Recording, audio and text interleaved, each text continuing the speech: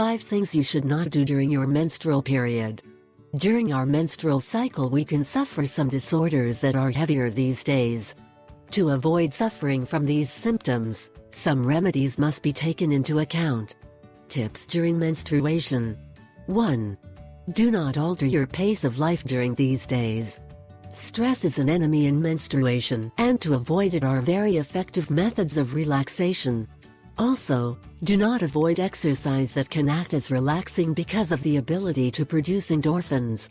2. Cold is a bad companion. Hot or warm baths are best advised to reduce pain, or to apply heat to the part of the abdomen. 3. Do not take aspirin.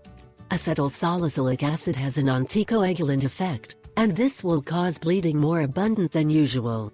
For menstrual cramps you can use drugs like ibuprofen without abusing them. 4. Avoid junk food. A healthy and balanced diet will help you reduce discomfort, as opposed to fats and sugars. Calcium, fruits and vegetables are highly recommended in menstruation. 5. No to bad habits. Carbonated drinks and caffeine, alcohol and tobacco are habits that you should avoid to avoid the pain that occurs during these days. It is recommended to drink lots of water to avoid holding liquids and feel